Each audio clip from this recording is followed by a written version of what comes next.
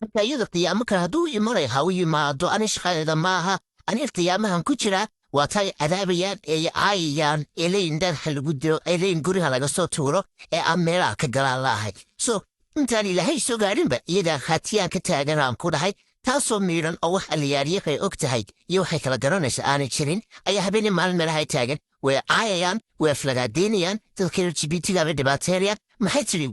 beenta intaa leege waxay ku leedahay waxay dhahday ma maqlayseen nin baa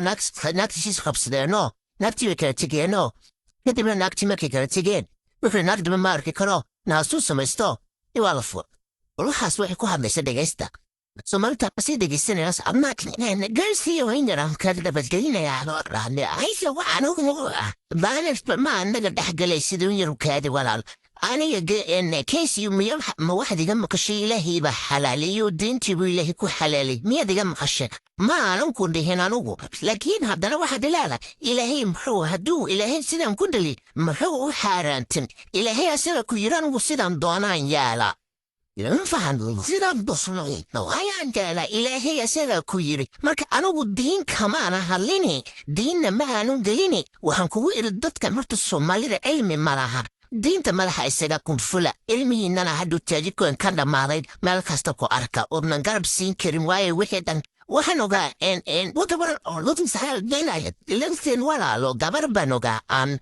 aan ma garanaystaa asxaabee lahayd ee ii sheekaynaysay gabar iyada in adeerteeda garanayso maraykankay degantahay wiilkeediibaa u yimid wuxuu ku yidhi hooyo anigu waxaan wataa wiil saaxiib ah oo my partner ah macnaha saaxiibkayga partnerkan wataa waan ku baraya war ma gabar baad wataa masane nin baan wataa buu ku yidhi islaamtu waxaan ma fahmaysa mogt nin baan wataa buu ku yidhiyo waa kaasaayo nimankan ka hela ii kanbay tiri horta markii hore garan wallaahi been minishay xaqiiq weeyaan dhegaysta anu jaahilnimada soomaalida raba inaan kala hadlo waxay tiri markaa markii u keento wuxuu ku samaysay ma garanaysaa maalinka dambe tee ashuuntay iyo wiilkii uu ninku keensaday iyo wiilkeediiba intay dab ku daartay yaa gurigii dhan ku guftay flaadkii dhan dab iyo baansiin ku daartay diyaaradna ka raac